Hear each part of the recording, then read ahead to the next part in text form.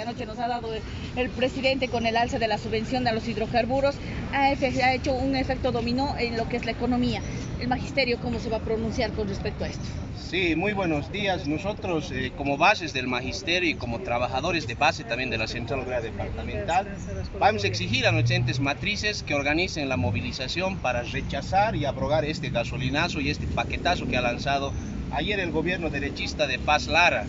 Estas medidas que están aplicando, como habíamos anticipado nosotros, no están buscando otra cosa que descargar todo el peso de la crisis en las espaldas de los trabajadores y del pueblo, mientras a la par cuidan los intereses de los grandes empresarios, de las transnacionales y de los cooperativistas. Estas medidas han doblado el precio de la gasolina, han triplicado el precio del diésel y van a tener repercusiones nefastas en la canasta familiar que ya estaba por las nubes, lo que significa que se está condenando al hambre y a la miseria a la mayoría nacional para salvar intereses de unos cuantos, porque en el decreto se anuncian medidas paliativas que no significan ningún paliativo en realidad para la población. Eso de subir, por ejemplo, el salario mínimo no va a llegar a la mayoría de los trabajadores, y a los pocos que llegue va a significar un 20% en el incremento cuando las cosas se van a elevar más del 200%. Además, estamos diciendo claros, ¿no? Este gobierno en ese mismo decreto está congelando los salarios para la gestión 2026. Este decreto también está liberalizando la exportación para favorecer a los agroindustriales, lo que significa que va a haber más desabastecimiento en el país. Y por último, no está tocando para nada el problema central de la economía.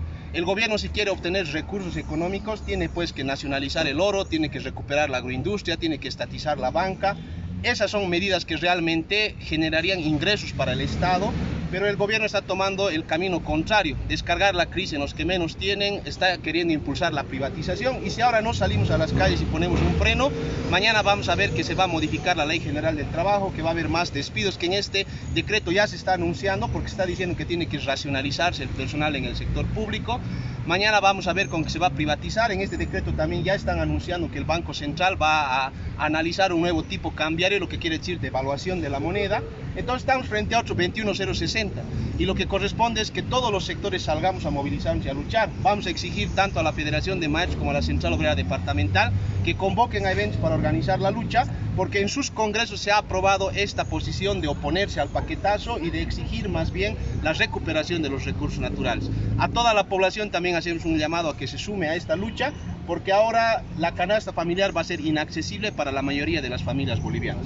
Ahora, ¿qué se debe de hacer? ¿Debe esta subvención ser paulatina y abrogar esta resolución? Nosotros creemos que se debe abrogar este decreto, porque es un paquetazo contra el pueblo. El gobierno tiene recursos y puede obtener mayores recursos para la subvención si nacionaliza el oro, por ejemplo. 3.000 millones de dólares tendría de ingreso el Estado.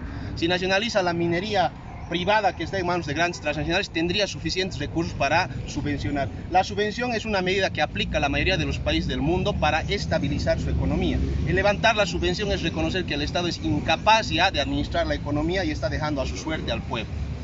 Pero la subvención debe ser paulatina, esta suspensión de la subvención. La subvención debería mantenerse y hay los recursos necesarios en el Estado. Solamente cobrando mayor impuestos, por ejemplo, a los agroindustriales, estatizando la banca, estatizando la minería, la agroindustria, se pueden obtener los recursos necesarios para garantizar la subvención. Y no solo para eso, sino para industrializar el país, generar puentes de trabajo, y en contrasentido de lo que el gobierno está proponiendo. Pero hay sectores que se benefician más bien injustamente con esto de la subvención. El gobierno lamentablemente está usando este discurso de la corrupción, de los que se aprovechan para quitar. Por ejemplo, cuando ha levantado la subvención a la harina, decía que había mafias organizadas en torno a la subvención, y es cierto, pero la solución no es castigar al pueblo levantando la subvención, debería perseguir a esas mafias organizadas que se han hecho dueños de la subvención. Lo mismo en los combustibles, hay gente que se aprovecha de la subvención, pero tiene que castigar a ellos y no a la población entera, ¿no?